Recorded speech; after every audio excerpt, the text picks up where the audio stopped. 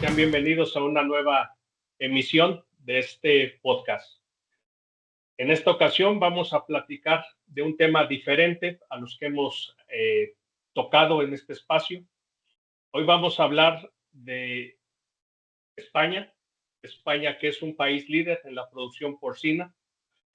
A través de nuestro invitado vamos a conocer un poco qué es lo que hace la industria española para posicionarse a nivel mundial, cómo lo hacen, por qué lo hacen, qué es lo que ha propiciado que se conviertan en un país referente a nivel mundial.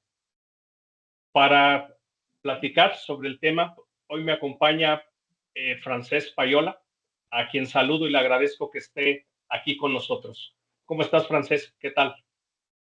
Hola, Arturo. Buenos días, buenas tardes aquí en España. Todo muy bien. Muchas gracias. Aquí atento a tus preguntas y muy contento de estar acompañándote. Nosotros estamos más contentos, Francesc, porque hayas aceptado nuestra invitación y sobre todo por un tema que queremos compartir con la gente que nos escucha, porque creemos que es relevante, ¿no? Relevante aprender de otros países que se convierten en referencia y que tienen una vocación exportadora como la que quisiéramos que tuviera nuestro país. Pero bueno, antes de arrancar, Francesc, una de las dinámicas que tenemos para arrancar es que siempre le pedimos a nuestros invitados el que a través de sus palabras nos compartan quiénes son, dónde es su formación y sobre todo por qué les apasiona la porcicultura. Entonces, con esto arrancamos, Francesc. Adelante. Sí, claro. En mi caso, mi formación académica es en veterinaria, licenciatura veterinaria por la Universidad Autónoma de Barcelona. Posteriormente hice un posgrado en metodología de la investigación en ciencias de la salud, y aquí incluye tanto animal como humana. Y ya más adelante cursé un MBA por esa de la Universidad Ramon Llull, también aquí en Barcelona. Y este sería por la parte académica. En la parte laboral, pues realmente he ido avanzando en niveles diferentes, siempre en el área de porcino. Empecé como veterinario de campo en una de las grandes empresas de producción en aquel momento, que estamos hablando sobre el año 2000.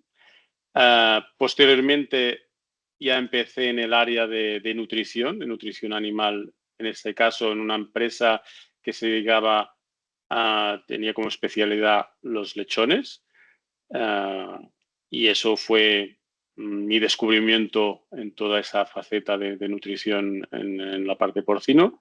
Y posteriormente entré en la empresa Sedna, hoy es ADM España, donde he desarrollado varias posiciones, tanto a nivel local como también internacional. Por un lado, como ya he comentado, especialista en el área de nutrición de porcino y también como responsable de desarrollo de negocio a nivel global, en más de 20 países. Actualmente estoy dentro de este equipo de ADM España dando servicio de asesoramiento en grandes cuentas. Perfecto, pues gracias, Francesc, por esa presentación. Te digo, también quizá algunos de las personas que nos escuchan ya te habrán podido ver que de repente nos visitas acá en México y haces en conjunto con las personas que trabajamos en este país visitas a nuestros clientes. Pues bueno, Francesc, si te parece, entramos en materia y vamos a hablar un poco de lo general.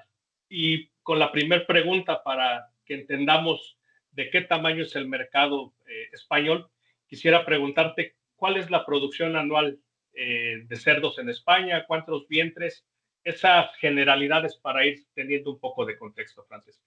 Sí, claro, los grandes números, ¿verdad? Que siempre son una buena carta de presentación. Bueno, tenemos la suerte de que España es hoy el primer productor de porcino de Europa, habiendo superado los últimos años a Alemania, y ya como tercera potencia mundial solamente detrás de China y Estados Unidos.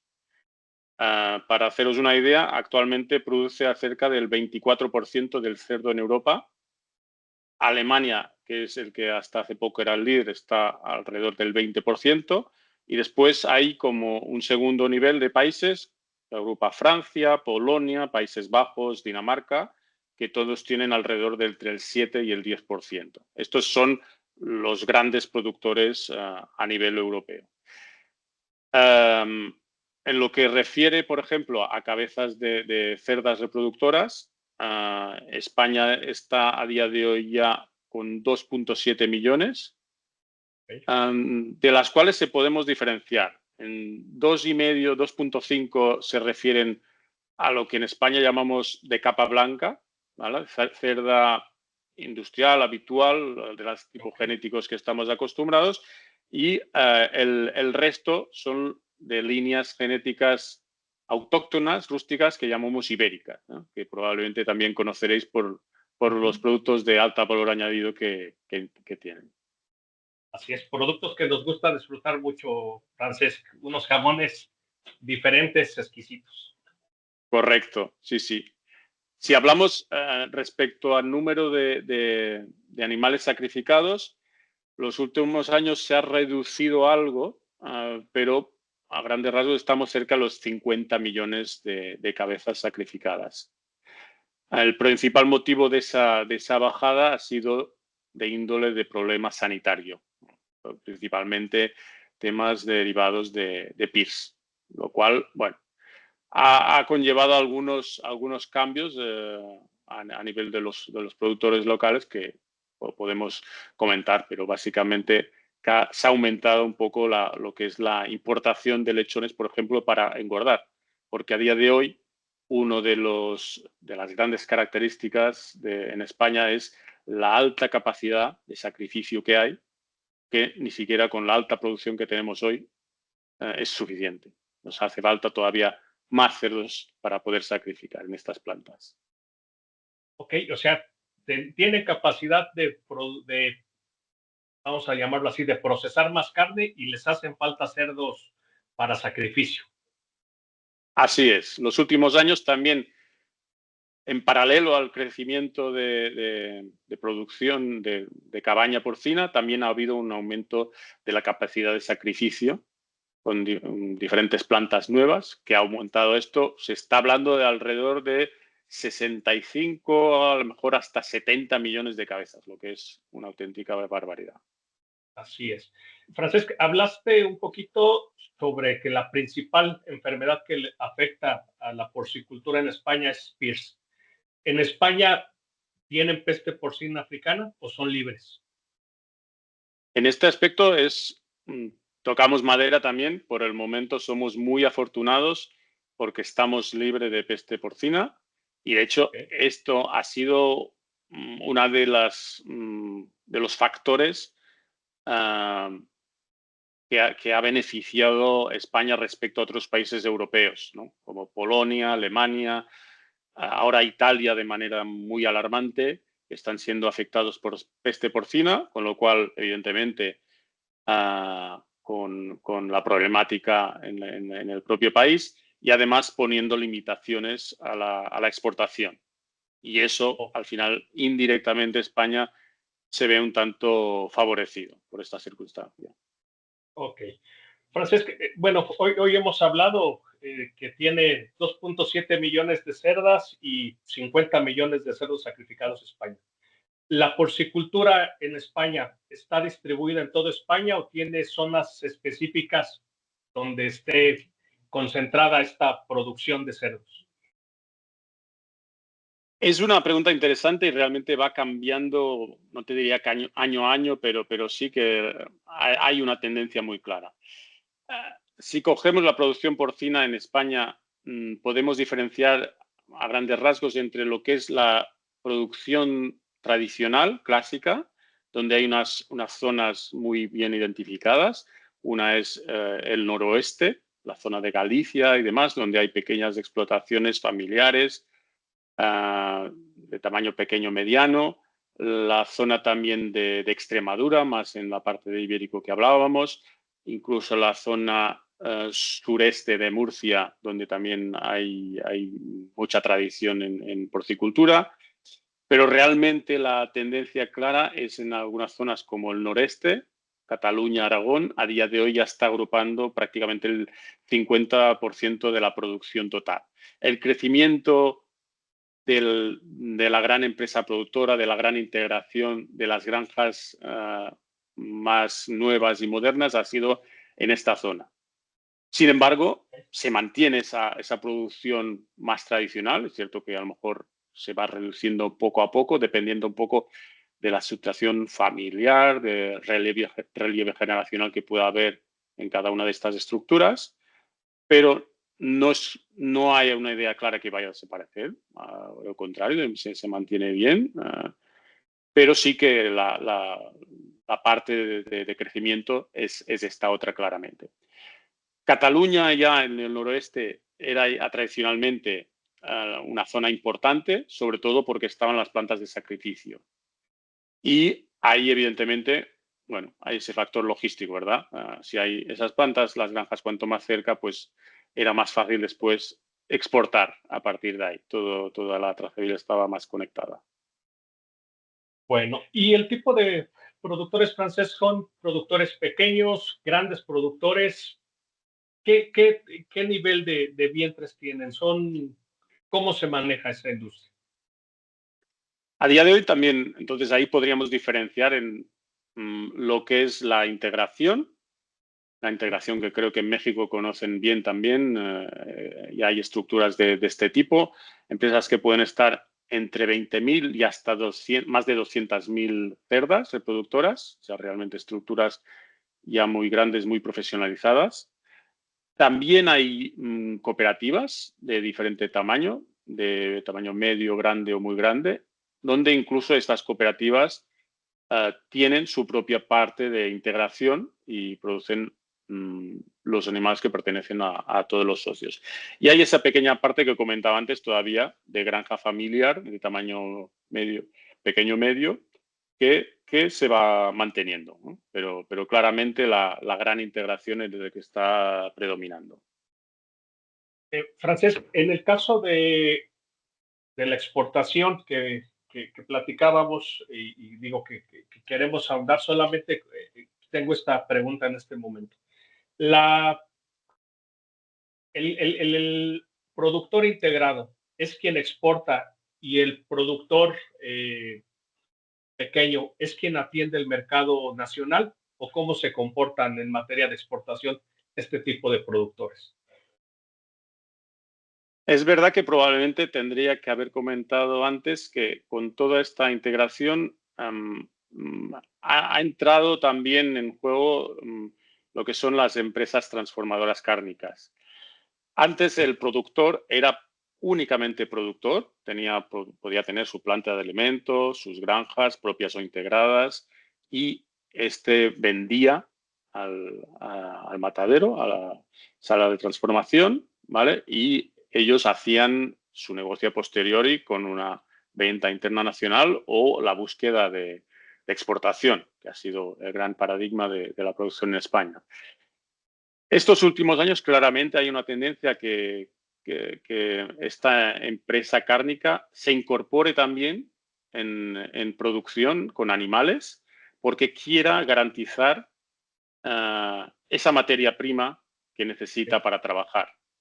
Eso que hablábamos antes no es superfluo, realmente esa necesidad de animales para las plantas de sacrificio es un factor muy determinante que ha hecho cambiar esa dinámica, y hoy en día hay esa tendencia que cada vez más las estructuras sean de integración total. Ok, bien. Pues bueno, Francesc, hemos conocido un poco del contexto de la producción porcina en España, y quiero preguntarte, y digo, vamos a meter la nutrición un poquito porque este es un programa en donde tratamos de hablar de nutrición, y quisiera preguntarte, Francesc, en materia de nutrición, ¿qué es lo que hace España? ¿Cómo trabaja? ¿Cuáles son sus estrategias nutricionales? Porque deben de tener una estrategia para hacer rentable su industria. El alimento, la nutrición, como le queramos llamar, pues es el costo fijo más importante de la producción de cerdos.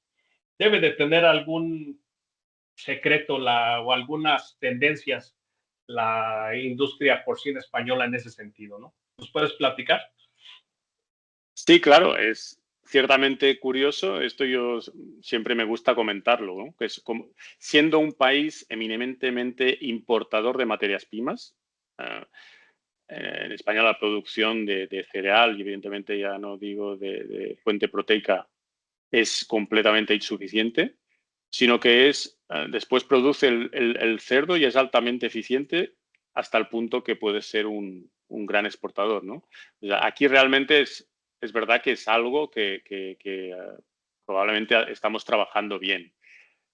España hay que incorporarlo en el contexto europeo para muchas cosas, en el plano legislativo, en el plano de mercado, incluso en la posibilidad de abastecerse de materias primas muy diversas. En comparativo con México, con otros países que yo he visitado, es cierto que probablemente aquí hay mucha más variedad de oferta en cuanto a materias primas disponibles. Esto hace que los que nos dedicamos a nutrición y formulación tengamos que estar muy dependiendo de cómo está el mercado, ¿no? Y cuáles pueden ser las posibles ofertas en cada momento.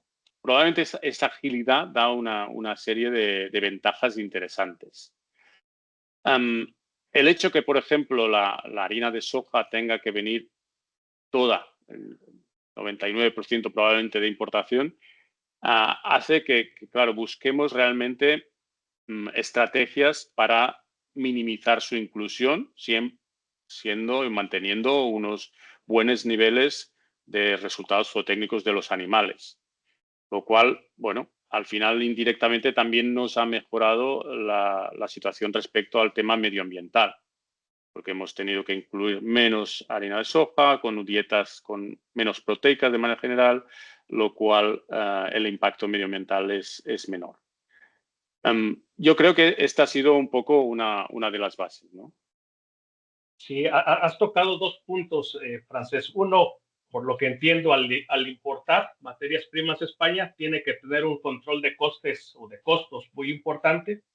Y el otro, que le encuentro alto valor en ustedes, es el encontrar esa manera de combinar, más bien de buscar materias primas en donde ustedes hacen muy eficientes sus fórmulas y a largo plazo, como dices, cumplen también con esa regulación que entiendo que hay en la Unión Europea respecto a la emisión de carbono al medio ambiente, ¿no? Es algo así, ¿no? Sí, es correcto. En cuanto al tema de control de costes, es evidente. Bueno, yo imagino que absolutamente en todos los mercados es un tema caudal en producción porcina cuando sabemos que es el gran coste, ¿no? Ah, en cualquier caso, los últimos años lo hemos sufrido muchísimo, ¿no? Una altísima volatilidad de este precio de materias primas hasta el punto de tener o no tener disponibilidad en algunos momentos puntuales, con lo cual tener que afrontar esas crisis económicas, geopolíticas, es un reto importante. Entonces, estamos continuamente activos a la búsqueda de materias primas alternativas.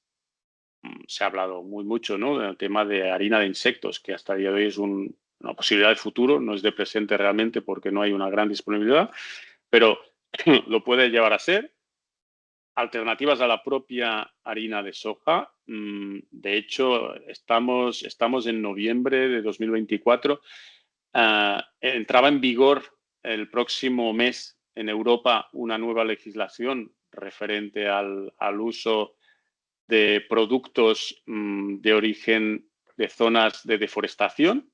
Esto de momento se ha demorado un tiempo más, un año más, pero es cierto que aquí el reto era gigantesco, enorme, tanto que, por ejemplo, de ahí se justifica que se haya retrasado un poco porque probablemente no había una posibilidad de respuesta inmediata. Pero este tipo de desafíos realmente al final es positivo para el sector, ¿eh?, porque se le mantiene muy activo. Ok, perfecto. En cuestión de el uso de antibióticos, sabemos que también hay restricción. Eh, no se pueden usar como promotores de crecimiento y bueno, hay un control diferente al que tenemos en algunos países de América Latina. ¿Nos puedes platicar un poco, Francesc, qué hace la industria española en cuestión de salud intestinal? Sí, claro, os puedo explicar un poco lo que se ha venido haciendo los últimos años, lo que comentabas respecto a los promotores antimicrobianos. Eso sí que por normativa europea hace muchos años ya que se quitó el uso. Los últimos años se ha ido reduciendo progresivamente el uso terapéutico también de algunos antibióticos y no antibióticos. Ahora, por ejemplo, estamos hablando del tema óxido de zinc en fase de lechones, que ha sido y está siendo muy crítica desde junio de 2022, que no podemos usar un producto como óxido de zinc, en principio por causa medioambiental, no es como los antimicrobianos, que es para el tema de contexto de One Health, ¿no? De salud humana. Pero es cierto que ha hecho replantearnos completamente las estrategias de cómo alimentar a los lechones. Principalmente en este caso por el tema de salud digestiva, ¿no? El uso de aditivos, evidentemente, es importante, pero no siempre hemos hablado de la búsqueda de una solución mágica. Esto no es así ni va a ser nunca así. Realmente tenemos que buscar una combinación, que haya una cierta sinergia entre ellos, que sea eficaz. Esto conjuntamente con una estrategia nutricional, valorar qué niveles de los alimentos, en este caso para los lechones, se ajustan mejor.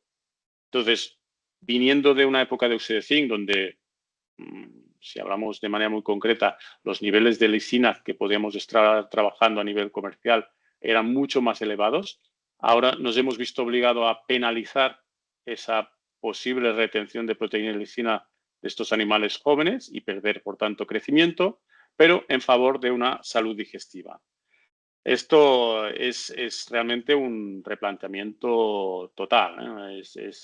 Si yo comparo dietas ya no de México, también de Estados Unidos, de muchos otros países, nada tienen que ver. ¿Van mejor? ¿Van peor? Bueno, en cada contexto, evidentemente, cada uno tiene sus objetivos y ahora hoy en día, en España, en Europa en general, se trata de no tener problemas digestivos, ver que el animal va madurando de manera mucho más clara. Hemos tenido que alargar las lactancias, por ejemplo, de manera muy importante. Utilización de acidificantes de manera muy clara, conjuntamente con fitobióticos. Creo que habéis tenido ya otros podcasts hablando de este tema. Ha sido caudal. Tema de uso de probióticos, enzimas, o sea, realmente cosas que nos hayan ayudado a mejorar la salud digestiva de estos animales. Francesc, como un poco de contexto, la lactancia, hablaste que hoy la alargan para ir adaptándose a la regulación. Hoy la lactancia en España, ¿de cuántos días estamos hablando? Por la media estaríamos hablando alrededor de 25, 26 días. Cuando veníamos en época de óxido de zinc, unas medias no superiores a 20 días, 20, 21 días. O sea, aquí ha sido un tema muy importante que además ha tenido una respuesta inmediata muy clara. Un animal de mayor peso, más maduro, más preparado para alimento sólido, ha sido una de las claves para mejorar. El otro tema que comentabas, cerdas, es cierto que hoy en día prácticamente las líneas genéticas que estamos trabajando nuestros clientes y productores son lo que llamamos hiperprolíficas, ¿verdad? Con lo cual, eso lleva una muy buena productividad, pero también un aumento de problemas que debemos afrontar. Una reducción de la supervivencia de los animales. Evidentemente, como hay muchos más animales por camada, se pone en riesgo su supervivencia. La producción láctea de la cerda ha crecido a medida que ha ido creciendo la propia reproductora, pero tiene un límite y si Dios por el número de animales es reducida. Son animales con una carga metabólica enorme, Con lo cual, todas estas cosas, en lo que nos concierne la parte de nutrición, hemos tenido que dedicar muchos esfuerzos en intentar mejorar. Sí, vaya que, ¿cómo se llama? Es un reto también la parte de la lactancia. En algún momento, Francesc, te haremos una nueva invitación para hablar contigo específicamente de lactancia, porque hoy, vaya que la prolificidad de las cerdas ha hecho que muchos paradigmas que teníamos se rompan. Muchos retos diferentes a los que teníamos, porque hoy es impresionante la capacidad reproductiva que tienen las nuevas genéticas. Es un problema que lo escucho que lo tienen ustedes, y acá en México prácticamente las mismas genéticas que ustedes tienen en España las tenemos acá, y ese reto está compartido, ¿no? Las marranas hoy son realmente una fábrica de lechones, pero bueno, lo dejaremos, si te parece bien, para un nuevo episodio. Correcto, me parece muy bien. Regresando un poco, Francesc, quisiera escuchar desde tu opinión, ¿qué ha pasado? ¿Por qué se convirtió España en el número uno en Europa? Antes hablábamos de otros países como referencia.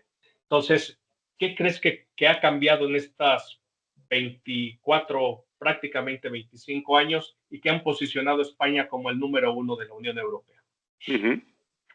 No, yo siempre digo que para entender bien el presente y prever el futuro, primero hay que entender el pasado, ¿verdad? Y saber de dónde venimos.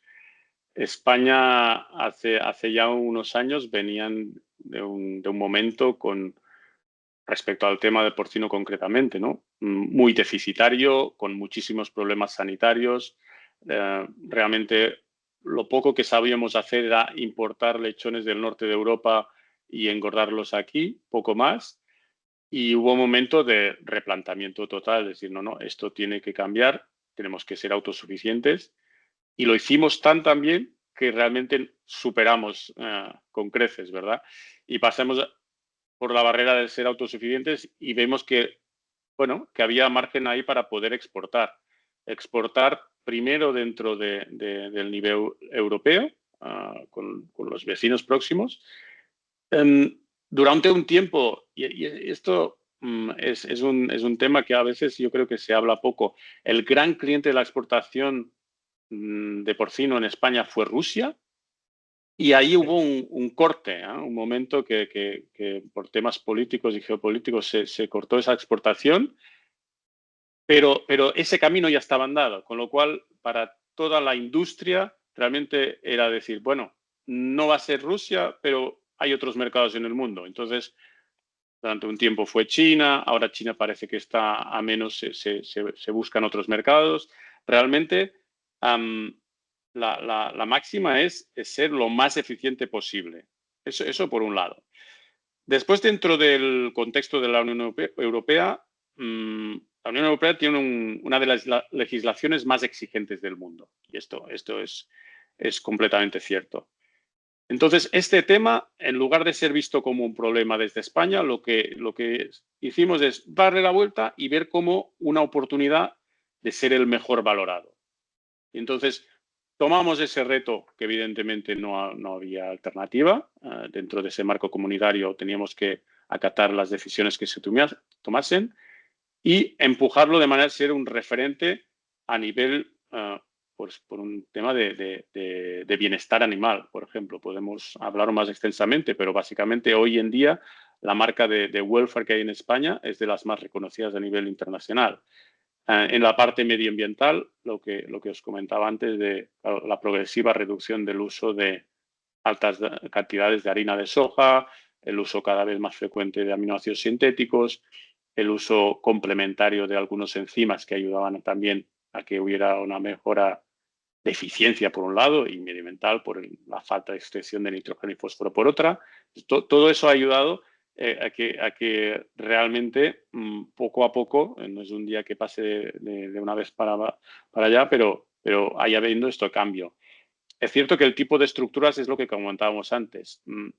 Es un tipo de industria, de estructura, de organización probablemente mucho más profesional que en otros países de Europa, donde todavía hay un modelo mucho de granja familiar, de granja de tamaño medio pequeño, y donde aquí probablemente hay, bueno, el gran desafío, no, yo creo que no solamente para Europa, para otros países, es el tema del relevo generacional, ¿no?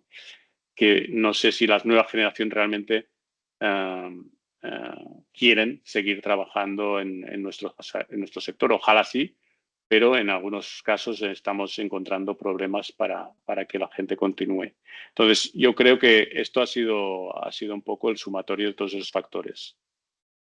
Bueno, yo veo, o de fuera vemos, Francés, una España que tiene una vocación exportadora y en tus palabras nos damos cuenta, ¿no? Que el profesionalizar, el encontrar el, ese mercado que valora los productos ha posicionado a España. Yo, para ir cerrando, Francesc, este episodio, quisiera preguntarte, ¿tú cómo vislumbras a España en los siguientes años? Esa vocación exportadora, esa vocación de producir carne de primera, ¿va a continuar? ¿Tiene España esa visión para los siguientes años? Ese es el gran reto, ¿verdad? Es cierto que hoy el consumo interno de carne de porcino en España es ya muy alto. Estamos hablando de alrededor de 50 kilos por habitante y año, con lo cual asumimos que probablemente eso no va a crecer mucho más, sino más bien ante las actuales tendencias haya un cierto decrecimiento progresivo. Y que el mercado es único, global, completamente. Tenemos ahora mismo una industria muy modernizada, muy actualizada, muy preparada y realmente cuando hablas con los empresarios de alto nivel de clientes que tenemos, te comentan eso. Vamos a ver qué podemos ofrecer a todos estos países que todavía tienen una alta demanda de proteína. Estamos todavía a nivel global en una situación donde la demanda proteica se va a incrementar. La carne de porcino es una de las principales proteínas del mundo, junto con el pollo, y eso va a seguir siendo así. Entonces, es cierto que se pueden cerrar algunos mercados, no sé si de manera definitiva o puntualmente, como es China. Tampoco es un cierre total porque se siguen exportando altos volúmenes. Es cierto que no al ritmo anterior, pero surgen otros.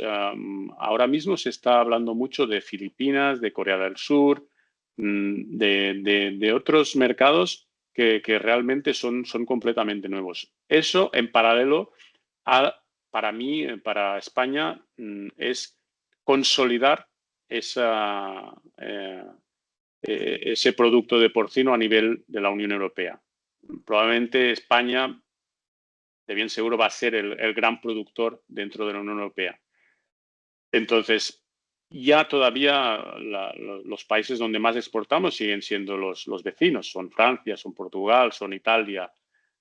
Eso se va a ir consolidando y se está hablando de un progresivo declive. Ya lo ha habido en los últimos años, pero todavía más acentuado en producción en alguno de estos países y, en cambio, una estabilización en España. Yo realmente le auguro un muy buen futuro.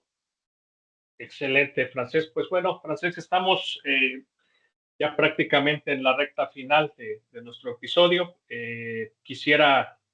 Quiero pedirte para ir terminando algún mensaje final para la gente que hoy nos está escuchando en este episodio. Sí, claro. Lo que comentábamos un poco, ¿no? Los retos en porcinicultura son enormes y serán cada vez más exigentes en un contexto global.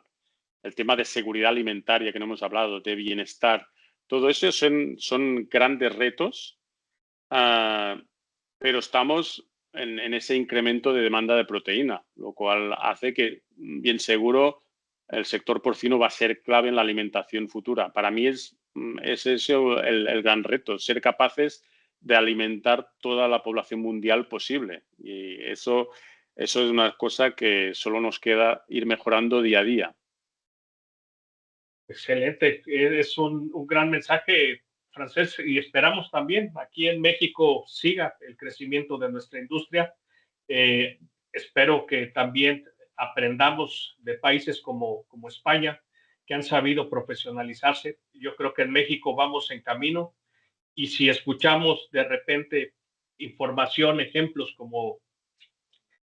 de éxito como el que hoy hemos compartido contigo, pues probablemente México, España y muchos países más podamos, como bien dices, producir esa proteína que demandan la población para su alimentación en los próximos años. Francesc, pues no me queda más que agradecer tu participación con nosotros en este episodio. Espero que pronto podamos tenerte nuevamente acá en México, ya a principios de este 2024. Te vimos por acá. Espero que en el 2025 podamos encontrarnos en alguna granja de mi país, de México. Esperamos vernos pronto. Gracias por seguirnos y recuerden que en ADM estamos disponibles para brindar soluciones que puedan ayudar a contribuir a mejorar las producciones de sus granjas. Francesc, que estés muy bien. Gracias. Muchísimas gracias, Arturo. Gracias. Que vaya muy bien. Hasta pronto. Adiós. Hasta pronto. Gracias por escuchar este episodio de Podcast by ADM. Síguenos en nuestros canales oficiales para más contenido como este.